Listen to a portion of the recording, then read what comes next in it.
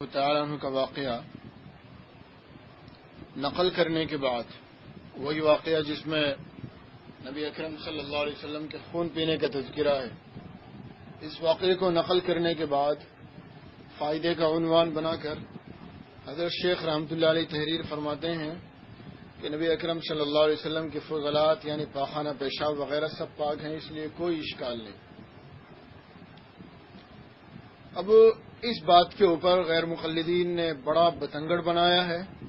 اور بہت زیادہ واویلا کیا ہے کہ نبی اکرم صلی اللہ علیہ وسلم کے پاخانہ اور پیشاب کو بھی انہوں نے پاک قرار دے دیا اور پینے کو جائز قرار دے دیا، اور غیر مقلدین نے اس واقعے کا اور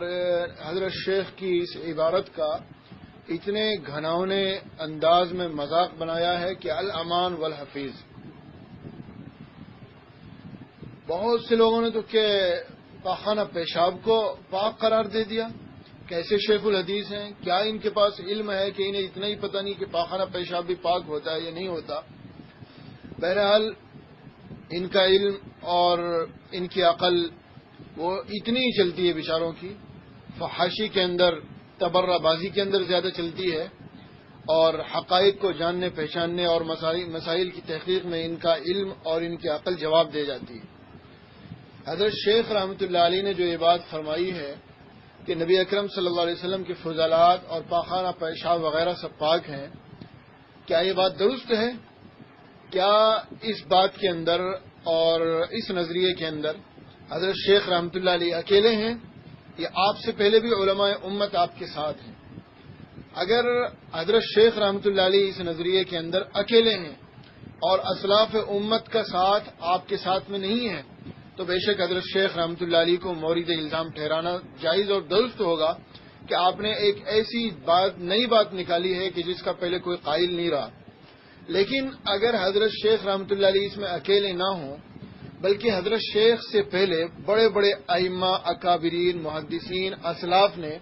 اس نظریے کو اپنی کتابوں کے اندر نہایت واشگاف اور نہایت صاف الفاظ میں بیان کر دیا ہو، تو پھر غیر مقلدین کے ان لگائے گئے الزامات کا مورد اور ان کے محمل سب سے پہلے وہی محدثین اور وہی اسلاف امت ہوں گے، اور حضرت شیخ رحمۃ اللہ علیہ کا نمبر بعد میں آئے گا۔ جتنے بھی اعتراض کریں گے وہ اعتراض سارے کے سارے جا کر ان محدثین پر لگیں گے اور بعد میں حضرت شیخ رحمۃ اللہ علیہ کا نمبر آئے گا۔ اس لیے ہم غیر مقلدین سے گزارش کریں گے کہ جن علماء کے اور جن اسلاف کے نام ہم پیش کرتے ہیں، وہ ہمت کر کے، جرأت کر کے، اگر ان کے اندر ہمت اور جرأت ہے، وہی اعتراض جو حضرت شیخ کی فضائل اعمال کے اوپر کیے گئے، ہم جن کتابوں کی اور جن علماء کی نشاندہی کرنے جا رہے ہیں، مہربانی فرما کے وہی اعتراض اور وہی زبان ان علماء کے خلاف بھی استعمال کر کے ایک مرتبہ ہمیں دکھا دیں، تاکہ ہمیں تمہارے حق گوئی کا اور تاکہ ہمیں تمہاری انصاف پسندی کا اندازہ ہو جائے۔ ورنہ اگر تم یہ زبان ان کے خلاف استعمال نہیں کرتے اور یہ اعتراض ان کے اوپر وارد نہیں کرتے، اسی بات کی وجہ سے صرف حضرت شیخ کو ان اعتراض کا مورد سمجھتے ہو، تو ہم سمجھیں گے کہ تمہارا حضرت شیخ کی کتاب اور حضرت شیخ کی قابلیت سے تعصب ہے اور حسد ہے اور ضد ہے اور ہٹ درمی ہے، اور یہ شیطانی صفت ہے جس کا علاج صرف اور صرف اللہ تبارک و تعالیٰ کے پاس ہے، اور دنیا کے اندر کوئی بھی تمہارا علاج نہیں کر سکتا ہے۔ تو میں ان کتابوں کی نشاندہی کرنے جا رہا ہوں جن میں بالکل وہی نظریہ پیش کیا گیا ہے جو حضرت شیخ رحمۃ اللہ علیہ نے اپنی کتاب کے اندر فضائل اعمال میں لکھا ہے۔ چنانچہ خاتم الحفاظ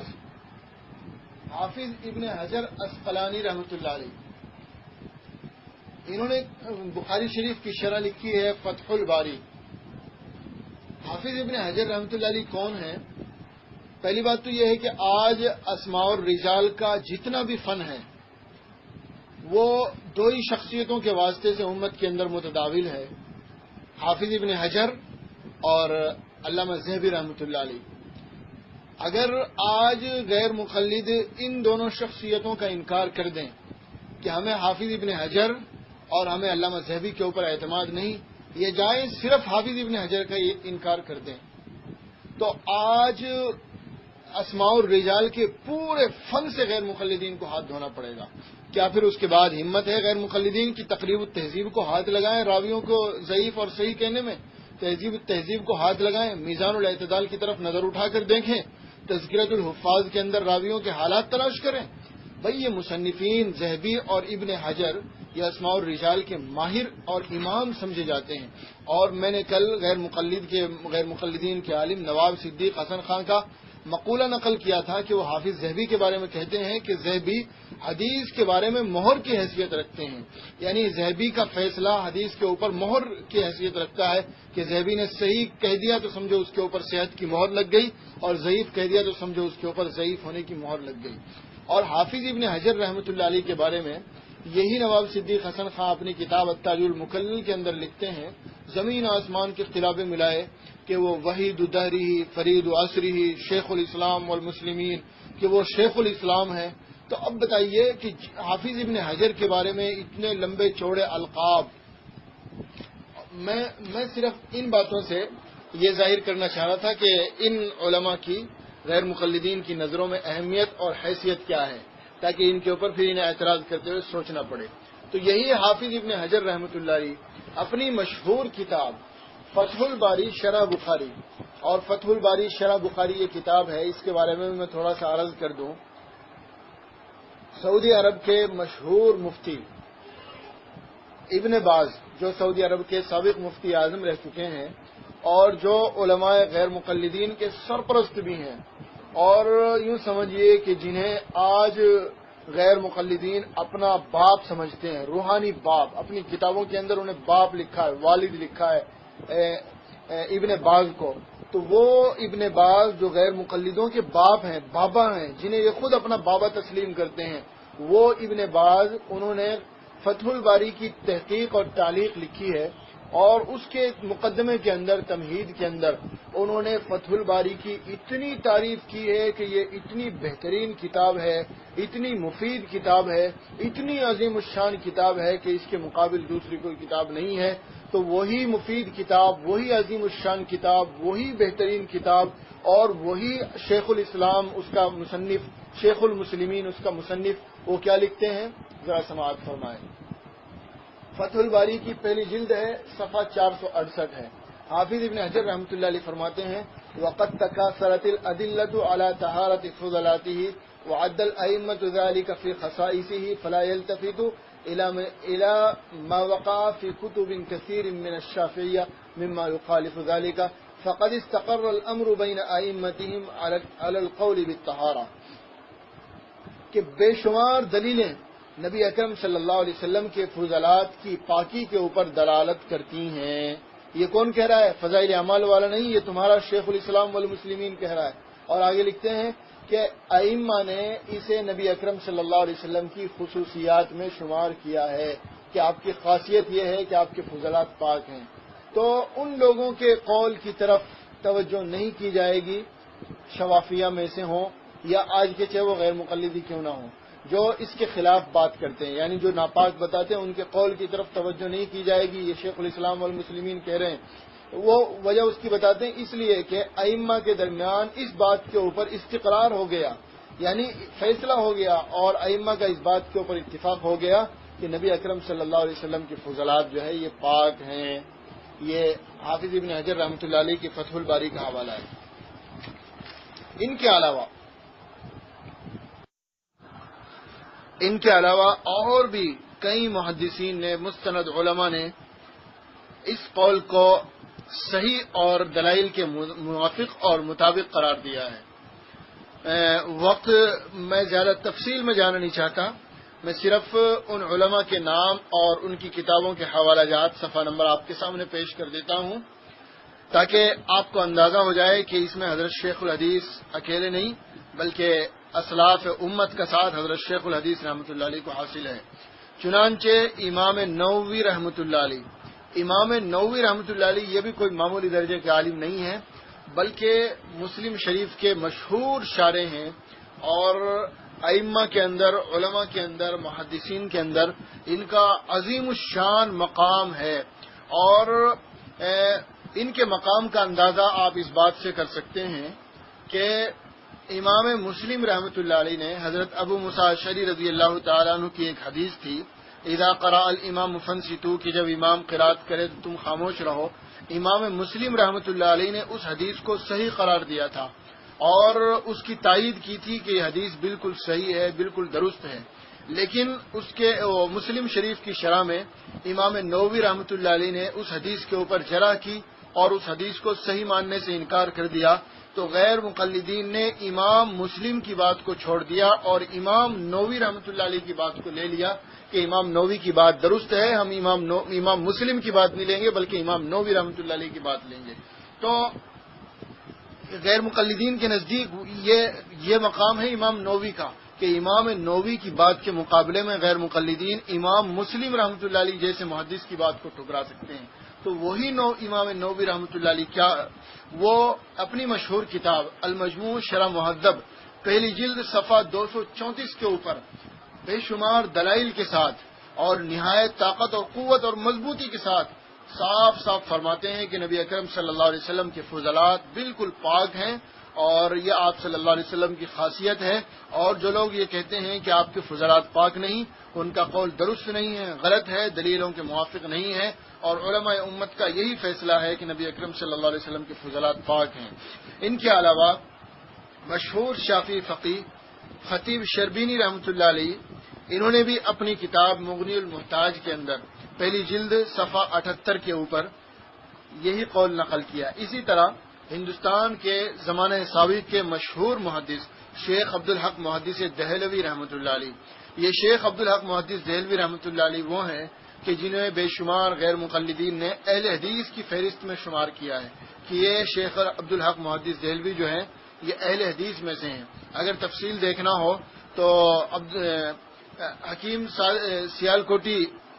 میر ابراہیم سیالکوٹی کی تاریخ اہل حدیث آپ اٹھا کر دیکھ لیں، اس کے اندر شیخ عبدالحق محدث دہلوی رحمۃ اللہ علیہ کو اہل حدیث کی فہرست میں شامل کیا گیا ہے. تو ہم بھی انہیں الزاماً کہتے ہیں کہ شیخ عبدالحق محدث دہلوی انہیں تم اہل حدیث کہتے ہو، وہ بھی اپنی مشہور کتاب مدارج النبوہ پہلی جلد کے صفحہ 43 کے اوپر یہی فرماتے ہیں کہ نبی اکرم صلی اللہ علیہ وسلم کے فضلات پاک ہیں. اسی طریقے سے ملا علی قاری رحمۃ اللہ علیہ یہ حرم مکی کے مشہور محدث ہیں. اگرچہ آج کل کے غیر مقلدین تو انہیں نہیں مانتے اور ان کے اوپر بہت اعتراض کرتے ہیں اور ان کے اقوال کو بہت ہی حقارت کے ساتھ رد کر دیتے ہیں، لیکن غیر مقلدین کے بابا اور غیر مقلدین کے مجدد میت حاضرہ نواب صدیق حسن خان، انہوں نے اپنی کتاب التاج المکلل کے اندر ملا علی قاری رحمۃ اللہ علیہ کی بڑی تعریف کی ہے اور انہیں بڑا امام اور بڑا فن کا ماہر اور بڑا محدث اور بڑا امام تسلیم کیا ہے. تو ملا علی قاری رحمۃ اللہ علیہ اپنی کتاب جمع الوسائل شرح شمائل کے اندر دوسری جلد صفحہ 2 کے اوپر یہی بات لکھتے ہیں کہ نبی اکرم صلی اللہ علیہ وسلم کے فضلات پاک ہیں. اسی طریقے سے قاضی ایاز مالکی رحمۃ اللہ علیہ، یہ قاضی ایاز مالکی رحمۃ اللہ علیہ پرانے زمانے کے علماء میں سے ہیں اور بہت مستند علماء میں سے ہیں. قاضی ایاز مالکی رحمۃ اللہ علیہ ان کی مشہور کتاب ہے سیرت کے موضوع پہ شفا کے اندر پہلی جلد کے صفحہ 88 کے اوپر انہوں نے صرف اس بات کا تذکرہ نہیں کیا بلکہ اپنی اس بات کی تائید میں متعدد روایتیں بھی ذکر کی ہیں، حدیثیں بھی ذکر کی ہیں، دلائل بھی ذکر کیے ہیں کہ نبی اکرم صلی اللہ علیہ وسلم کے فضلات پاک ہیں. اسی طریقے سے امام سیوطی رحمۃ اللہ علیہ یہ کون ہے، ان کا کیا مقام ہے غیر مقلدین کے نزدیک؟ تو غیر مقلدین کے مجدد نواب صدیق حسن خان التاج المکلل کے اندر اور غیر مقلدین کے ہی ایک دوسرے محدث شوکانی البدر الطالع کے اندر امام سیوطی رحمۃ اللہ علیہ کے بارے میں بہت سارے تعریفی جملے لکھتے ہیں الامام الکبیر کہ امام سیوطی بہت بڑے امام ہیں اور اپنے زمانے کے اور اپنے معاصرین کے تمام علماء پر جو ہے سبقت لے گئے. بلکہ نواب صدیق حسن خان نے تو امام شوکانی نے بھی جن لوگوں نے امام سیوطی کے اوپر اعتراض کیا تھا ان کا دفاع بھی کیا ہے اور امام سیوطی رحمۃ اللہ علیہ کی طرف سے انہیں جو ہے جواب بھی دیا ہے. تو یہ امام سیوطی جو غیر مقلدین کے امام کبیر ہیں، انہوں نے خصائص کبریٰ کے اندر پہلی جلد کے صفحہ 71 کے اوپر یہی قول نقل کیا ہے کہ نبی اکرم صلی اللہ علیہ وسلم کے فضلات پاک ہیں اور یہ آپ صلی اللہ علیہ وسلم کی خاصیت ہے. اسی طریقے سے مشہور حنفی محدث اور مشہور شارح بخاری ملا علی علامہ بدر الدین عینی رحمۃ اللہ علیہ، انہوں نے اپنی کتاب عمدۃ القاری شرح بخاری کے اندر پہلی جلد کے صفحہ 35 کے اوپر یہی قول نقل کیا ہے کہ نبی اکرم صلی اللہ علیہ وسلم کی فضلات پاک ہیں، بے شمار دلیلیں اس کے اوپر گواہ ہیں اور یہ آپ صلی اللہ علیہ وسلم کی خاصیت ہے. یہ میں نے نمونے کے طور پر چند اسلاف کا، چند محدثین کا اور ان علماء کا جنہیں غیر مقلدین بھی اپنا امام، اپنا شیخ اور اپنا محدث اور بڑے بڑے القاب سے نوازتے ہیں، میں نے ان کے حوالے آپ کے سامنے پیش کر دیے ہیں کہ یہ لوگ بھی اسی بات کے قائل ہیں کہ نبی اکرم صلی اللہ علیہ وسلم کے فضلات پاک ہیں. اب ہم غیر مقلدین کو انصاف کی دعوت دیتے ہیں کہ جس طریقے سے انہوں نے فضائل اعمال کے اوپر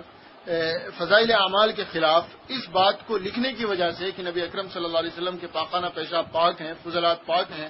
حضرت شیخ کے خلاف اور فضائل اعمال کے خلاف نہایت گھناؤنی اور گندی زبان استعمال کی ہے، کیا وہ جرأت کریں گے کہ وہ ابن حجر کے خلاف، نووی کے خلاف اور شیخ عبدالحق کے خلاف اور قاضی ایاز مالکی اور سیوطی کے خلاف بھی وہی گندی زبان استعمال کریں؟ یقیناً یہ ایسا نہیں کر سکتے، اور اگر کریں گے بھی تو پھر اپنی عاقبت مزید خراب کریں گے، اور حضرت شیخ رحمۃ اللہ علیہ کا انشاءاللہ کچھ بھی بگڑنے والا نہیں ہے. یہ نمونے کے طور پر میں نے چند اقوال آپ کے سامنے نقل کر دیے، جس سے پتہ چلا کہ اس قول کو نقل کرنے میں حضرت شیخ رحمۃ اللہ علیہ اکیلے نہیں بلکہ اسلاف امت کا ایک بڑا طبقہ حضرت شیخ رحمۃ اللہ علیہ کے ساتھ میں ہے، بلکہ مشہور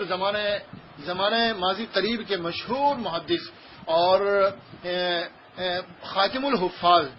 علامہ انور شاہ کشمیری رحمۃ اللہ علیہ نے تو اپنی مشہور شرح فیض الباری کے اندر یہاں تک لکھا ہے، اور یہ عرف الشذی کے اندر یہاں تک لکھا ہے کہ ائمہ اربعہ کے تمام مقلدین نبی اکرم صلی اللہ علیہ وسلم کی فضلات کی پاکی کے اوپر متفق ہیں اور یہ ان کا اجماعی مسئلہ ہے. اسی طریقے سے حضرت شیخ علامہ انور شاہ کشمیری رحمۃ اللہ علیہ کے مشہور شاگرد اور اپنے زمانہ سابق کے مشہور محدث علامہ یوسف بن نوری رحمۃ اللہ علیہ نے بھی معارف السنن کے اندر بے شمار دلائل کے ساتھ ثابت کیا ہے کہ نبی اکرم صلی اللہ علیہ وسلم کے فضلات پاک ہیں. اب اس مسئلے کو دوسرے زاویے سے بھی دیکھتے ہیں، دوسرے نظریے سے بھی دیکھتے ہیں کہ ان اکابرین محدثین نے نبی اکرم صلی اللہ علیہ وسلم کے فضلات کی طہارت کی جو یہ رائے قائم کی ہے، تو کیا ان کی یہ رائے دلائل سے ہم آہنگ ہے، دلائل کے موافق ہے، یا دلائل اس کی پشت پر نہیں ہے؟ تو ہمارا کہنا یہ ہے کہ ان اسلاف کی یہ رائے دلائل سے ہم آہنگ ہے، اور متعدد دلیلیں، صحیح روایتیں اس کی پشت پر موجود ہیں جن سے ثابت ہوتا ہے کہ نبی اکرم صلی اللہ علیہ وسلم کے فضلات اور آپ کے پاخانہ پیشاب وغیرہ پاک ہیں. تو چند دلیلیں آپ بھی سماعت فرمائیں جن سے ثابت ہوتا ہے کہ نبی اکرم صلی اللہ علیہ وسلم کے فضلات پاک ہیں. سب سے پہلی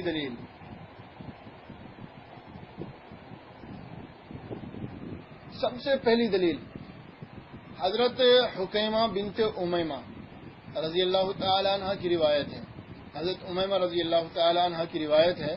عن امہا قالت، عن حکیمہ بنت امیمہ عن امہا قالت کان للنبی صلی اللہ علیہ وسلم قدح من عیدان یبول فیہ ویضعہ تحت سریرہ، کہ نبی اکرم صلی اللہ علیہ وسلم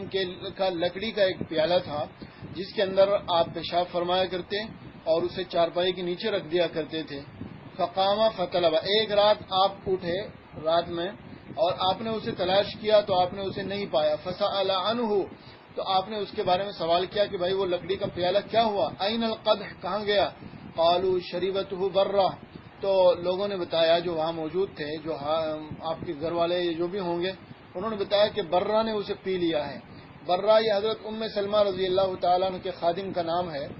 جو حبشہ سے ان کے ساتھ آئی تھی. تو آپ صلی اللہ علیہ وسلم نے نہ تو اس کے اوپر کسی ناراضگی کا اظہار فرمایا اور نہ انہیں آئندہ کے لیے ایسا کرنے سے منع فرمایا، بلکہ آپ نے آگے ارشاد فرمایا لقد احتضرت من النار بحذار، کہ اس نے اپنی جہنم کی آگ سے اپنی حفاظت کر لی.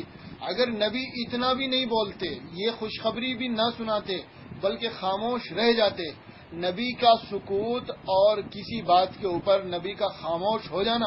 یہ بھی رضامندی کی دلیل ہوتا ہے، اور یہ بھی جواز، یہ بھی سنت نہیں تو کم سے کم جواز تو اس سے ثابت ہو ہی جاتا ہے۔ لیکن یہاں تو آپ خاموش نہیں رہے، بلکہ آپ نے اس کے اوپر آگے انہیں ایک بشارت بھی دے دی، خوشخبری بھی دے دی، جہنم کی آگ سے حفاظت کی۔ یہ روایت متعدد کتابوں کے اندر موجود ہے۔ یہ روایت امام بیہقی رحمۃ اللہ علیہ نے سنن کے اندر 7ویں جلد کے صفحہ 67 کے اوپر، اور امام طبرانی رحمۃ اللہ علیہ نے اپنی کتاب طبرانی کبیر کے اندر 24ویں جلد کے صفحہ 89 کے اوپر، اور علامہ حیثمی رحمۃ اللہ علیہ نے مجموع الزوائد کے اندر 8ویں جلد کے صفحہ 483 کے اوپر، اور امام نووی رحمۃ اللہ علیہ نے شرح مہذب کے اندر پہلی جلد کے صفحہ 234 کے اوپر، اور قاضی ایاز مالکی رحمۃ اللہ علیہ نے شفا کے اندر پہلی جلد کے صفحہ 90 کے اوپر،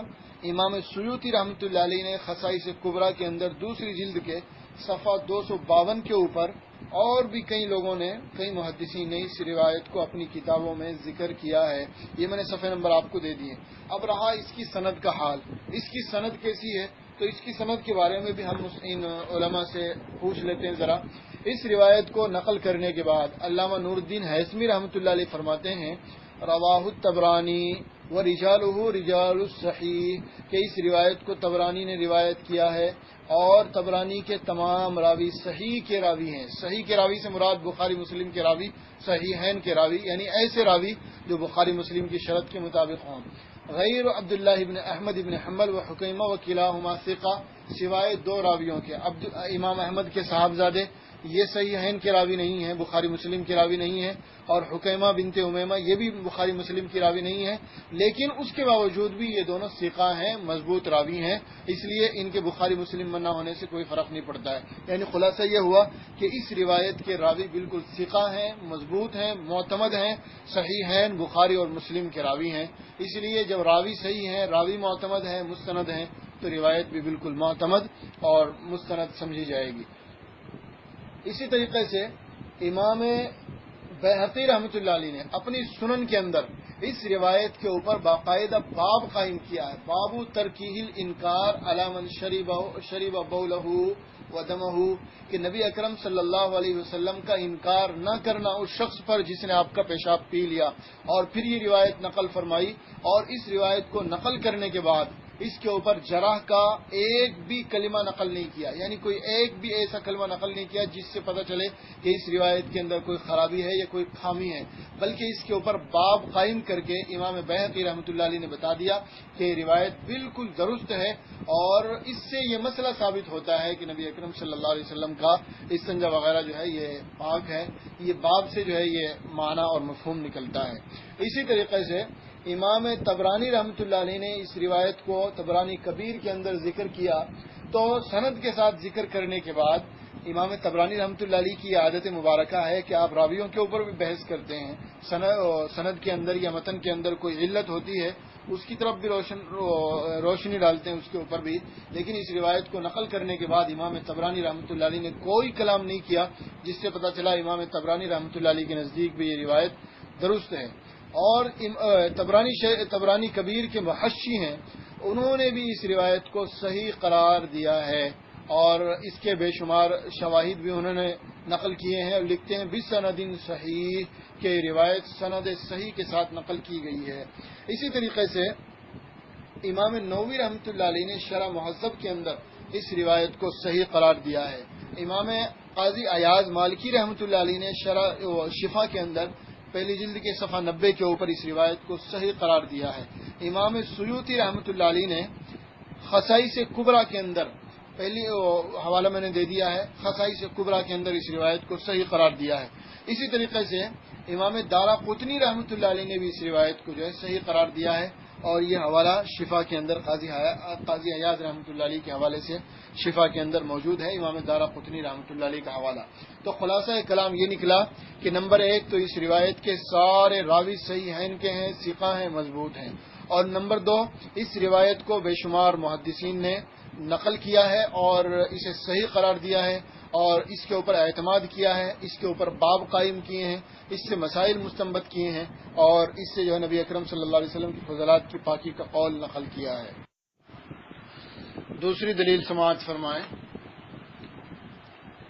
یہ روایت ہے حضرت ام ایمن رضی اللہ تعالی عنہا کی۔ یہ ام ایمن رضی اللہ تعالی عنہا یہ بھی نبی اکرم صلی اللہ علیہ وسلم کی خادمہ ہیں۔ ان کی روایت ہے ان ام ایمن قالت قام رسول اللہ صلی اللہ علیہ وسلم من اللیل الى فقارہ فی جانب البیت فبال فیہا فقمت من اللیل وانا عطشانہ فشربت ما فیہا وانا لا اشرب فلما اصبح النبی صلی اللہ علیہ وسلم۔ وہی روایت ہے اسی مضمون کی، اسی طرح کی، کہ وہ ایک برتن میں نبی اکرم صلی اللہ علیہ وسلم کا فضلہ مبارک پیشاب رکھا ہوا تھا،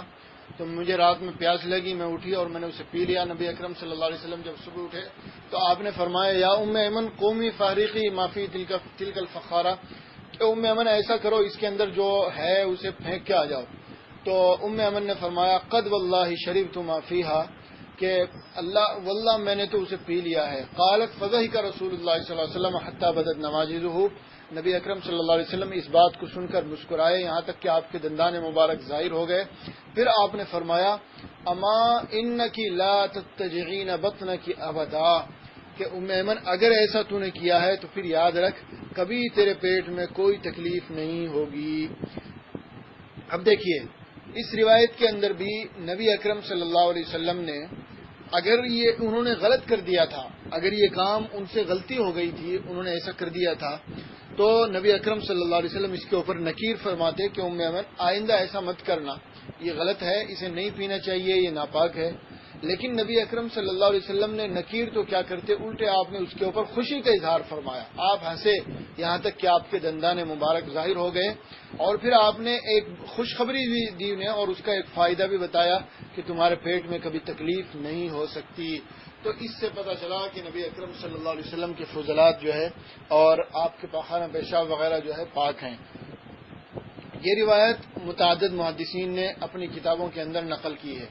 چنانچہ امام طبرانی رحمۃ اللہ علیہ طبرانی کبیر جلد 25 صفحہ 89 کے اوپر اس روایت کو سند کے ساتھ لائے ہیں، اور امام طبرانی رحمۃ اللہ علیہ نے اس روایت کے اوپر کوئی جرح نہیں کی، جس سے پتہ چلا کہ یہ روایت ان کے نزدیک صحیح اور درست ہے۔ اسی طریقے سے امام حاکم رحمۃ اللہ علیہ مستدرک کے اندر چوتھی جلد کے صفحہ 63 کے اوپر اس روایت کو لائے ہیں، اور امام حاکم اور علامہ ذہبی دونوں کے دونوں اس روایت کے اوپر خاموش ہیں، دونوں نے اس روایت کے اوپر کوئی جرح نہیں کی، اور اس قاعدے کو غیر مقلدین نے بھی تسلیم کیا ہے کہ امام ذہبی جس روایت کے اوپر سکوت کر دیں وہ روایت صحیح ہوتی ہے۔ چنانچہ غیر مقلدین کے حافظ العصر اور مجتہد العصر عبداللہ روپڑی نے اپنی کتاب فتاوی اہل حدیث کے اندر قنوت دعائے قنوت کے بیان میں، قنوت وتر کے بیان میں باقاعدہ ایک روایت کے اوپر امام ذہبی رحمۃ اللہ علیہ نے سکوت کیا تھا، حالانکہ وہ غلط ہے، وہ بات جو اس نے لکھی ہے وہ بات غلط ہے، وہاں امام ذہبی نے سکوت بھی نہیں کیا ہے، بلکہ وہاں تو تلخیص کے اندر لکھا ہے کہ امام ذہبی سے یہ روایت ساقط ہو گئی، یعنی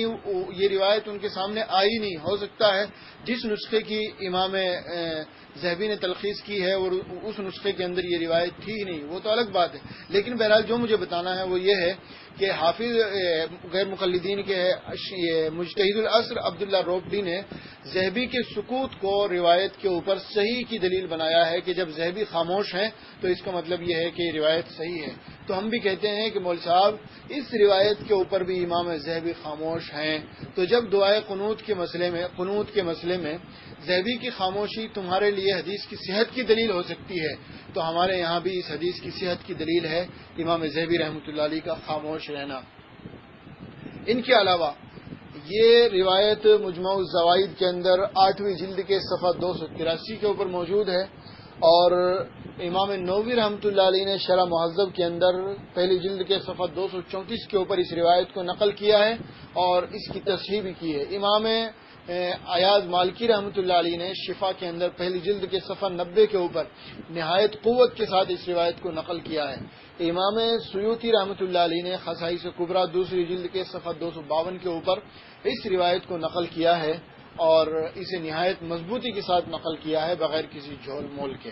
تو یہ دو روایتیں نمونے کے طور پر میں نے آپ کے سامنے پیش کر دی. ان کی صحت، ان کی پوزیشن بھی میں نے آپ کے سامنے رکھ دی ہے کہ یہ روایتیں معتمد ہیں، مستند ہیں، سند کے اعتبار سے بھی درست ہیں.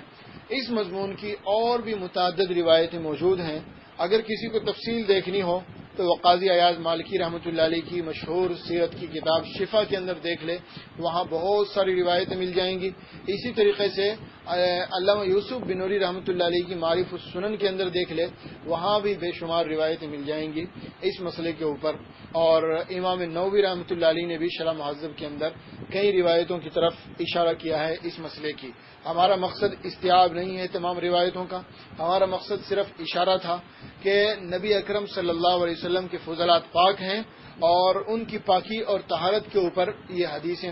دلالت کرتی ہیں اور یہ حدیثیں جو ہے ان کے اوپر دال ہیں. اچھا، ام ایمن رضی اللہ تعالیٰ عنہ کی یہی روایت جو میں نے ابھی دوسرے نمبر پہ آپ کے سامنے پیش کی، یہی روایت غیر مقلدین کے مجتہد العصر حافظ عبداللہ روپڑی نے بھی فتاوی اہل حدیث کے اندر نقل کی ہے. اور حافظ عبداللہ روپڑی نے بھی جو ہے اس روایت کے اوپر کوئی جرح نہیں کی. فتاوی اہل حدیث پہلی جلد کے صفحہ 250 کے اوپر اس روایت کے اوپر کوئی جرح نہیں کی ہے، بلکہ اس روایت کو تسلیم کر لیا ہے کہ ہاں ایسا ہوا ہے. اور انہوں نے حافظ ابن حجر رحمۃ اللہ علیہ کی کتاب الاصابہ فی تمیز الصحابہ کے حوالے سے جو ہے اس روایت کو نقل کیا ہے. اگرچہ اس بات سے انہوں نے انکار کر دیا کہ اس سے یہ ثابت نہیں ہوتا کہ نبی اکرم صلی اللہ علیہ وسلم کا پیشاب پاک تھا. اگرچہ روایت صحیح ہے، روایت معتبر ہے، لیکن ہم غیر مقلدین سے کہتے ہیں کہ تمہارے یہاں ثابت ہوتا ہو یا نہ ہوتا ہو، لیکن بہرحال پوری امت کے یہاں اس سے ثابت ہو گیا. اچھا، تمہارے یہاں کیوں ثابت نہیں ہوتا؟ غیر مقلدوں کو یہاں انہی کی زبان میں سمجھائیں. اس کی وجہ یہ ہے کہ غیر مقلدین معقول اللحم جانور، یعنی جن جانوروں کا گوشت کھایا جاتا ہے، ان کے پیخانے اور پیشاب کو جو ہے پاک قرار دیتے ہیں کہ ان کا پاخانہ اور پیشاب جو ہے پاک ہے. اور پاک بھی کس ٹائپ کا کہ فتاوی ثنائیہ کے اندر، فتاوی علماء اہل حدیث کے اندر تو یہاں تک لکھا ہے کہ کسی نے سوال کیا تھا کہ صاحب آپ تو کہہ رہے ہیں کہ اس کا کھانا پینا بھی جائز ہے، حالانکہ طبیعت نہیں مانتی تو کیا کریں؟ تو غیر مقلدین کے علماء نے، شیخ ثناء اللہ مرسری وغیرہ نے جواب دیا کہ اگر طبیعت نہیں مانتی تو نہ پیے، لیکن حلت کا اعتقاد رکھے، یعنی یہ عقیدہ رکھے کہ یہ پاک ہے. یعنی غیر مقلدین کے نزدیک جانوروں کے پاخانہ اور پیشاب کی پاکی کا مسئلہ جو ہے عقیدے کا مسئلہ ہے کہ چاہے پیے یا نہ پیے، لیکن بہرحال اس کے پاک ہونے کا اور اس کے حلال ہونے کا عقیدہ رکھے. اب دیکھیے، غیر مقلدین کے نزدیک جانوروں کا پیشاب تو پاک ہے، اونٹ کا، گائے کا، بھینس کا، بکری کا، ان جانوروں کے پیشاب تو پاک ہیں، لیکن نعوذ باللہ نبی اکرم صلی اللہ علیہ وسلم کے فضلات کے اوپر اور پیشاب کے اوپر انہیں اعتراض ہو رہا ہے. کیا نبی اکرم صلی اللہ علیہ وسلم کے فضلات یہ جانوروں کے فضلات سے بھی گرے ہوئے درجے کے ہیں؟ اچھا، جب آپ یہ بات رکھیں گے ان کے سامنے تو وہ آپ کے سامنے یہ بات رکھیں گے کہ ہم اس لیے قائل ہیں حلال جانوروں کے پیشاب کی طہارت اور پاکی کے، کیونکہ حدیث میں آیا ہے کہ نبی اکرم صلی اللہ علیہ وسلم نے ایک قوم کو حکم دیا تھا کہ جا کر اونٹ کا پیشاب پیو اور اسے جو ہے استعمال کرو. بخاری وغیرہ کی روایت ہے. تو اس روایت سے پتہ چلا کہ نبی اکرم صلی اللہ علیہ وسلم نے جب خود حکم دیا ہے اونٹ کے پیشاب پینے کا اور اسے استعمال کرنے کا، تو پتہ چلا کہ وہ پاک ہے. پہلی بات تو یہ ہے کہ اس روایت سے استدلال کرنا درست نہیں ہے، کیونکہ یہ ایک مجبوری کی روایت ہے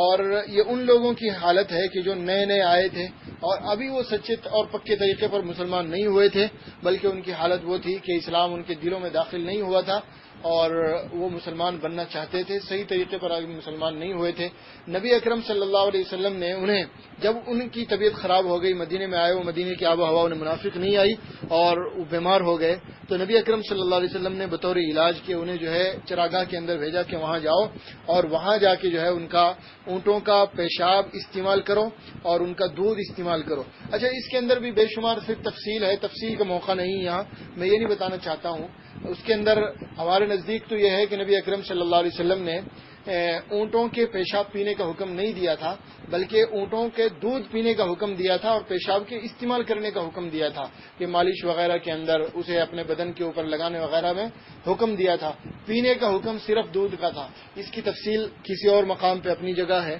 لیکن بہرحال غیر مقلدین یہ دلیل دیتے ہیں کہ اونٹ کا اور حلال جانوروں کا پیشاب پاک ہے، اس کی دلیل یہ حدیث ہے۔ تو جب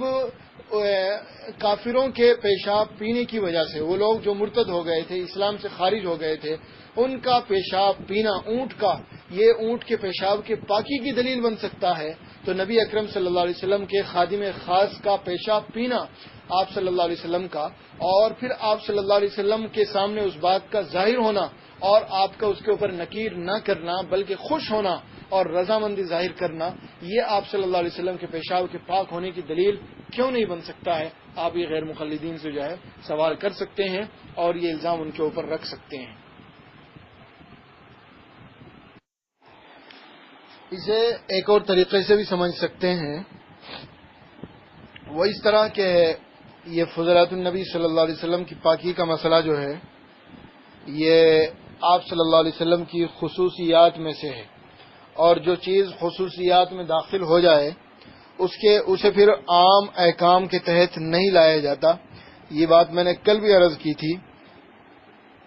کہ خصوصیات کو شریعت کے عمومی احکام کے تحت نہیں لایا جاتا، بلکہ خصوصیات جو ہیں وہ عمومی احکام سے علیحدہ اور جدا ہوتی ہیں۔ ایک بھائی نے پرسنل کے اندر مجھے میسج کیا تھا اور بہت عمدہ بات انہوں نے فرمائی کہ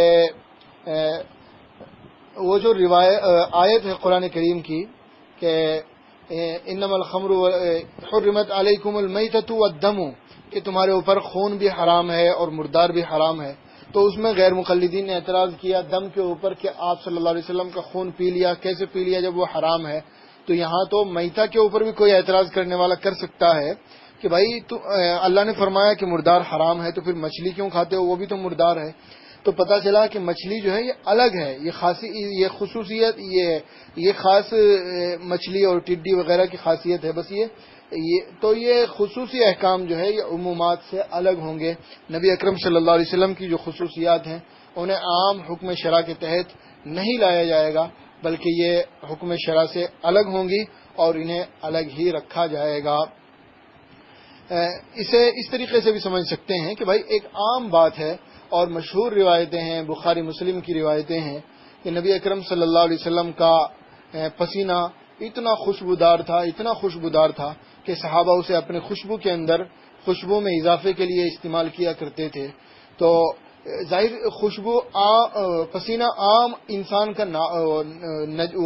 بدبودار ہے، اس سے انسان کے بدن کے اندر بدبو پیدا ہوتی ہے، کپڑوں کے اندر بدبو پیدا ہوتی ہے، لیکن وہی پسینہ نبی کے بدن کا ہے تو وہ پسینہ جو ہے خوشبودار ہے، اس کے اندر خوشبو ہے، اس کے اندر بدبو نہیں ہے۔ تو آپ صلی اللہ علیہ وسلم کا بدن جو ہے یہ الگ ہی ہے، یہ جنتی بدن ہے، اور آپ صلی اللہ علیہ وسلم کا بدن جو ہے یہ پاک ہے، صاف ہے، اور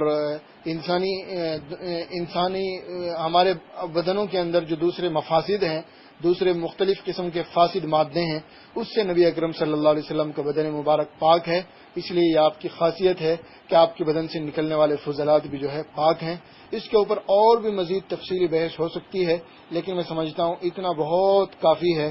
اور غیر مقلدین تو نہیں مانیں گے، کیونکہ ماننے کی نیت سے وہ اعتراض کرتے ہی نہیں ہیں۔ ان کا تو مقصد صرف اور صرف دوسروں کو حقیر دکھانا اور فضائل اعمال کی قدر و منزلت کو کم کرنا ہے۔ لیکن انشاءاللہ جہاں تک امید ہے کہ ان باتوں سے علماء و عوام، اہل حق و اہل سنت والجماعت کے دل اور دماغ خوش اور روشن ہو جائیں گے۔ اللہ تبارک و تعالی ہم سب کو عمل کی توفیق عطا فرمائے اور باطل کے دھوکوں اور وسوسوں سے ہماری حفاظت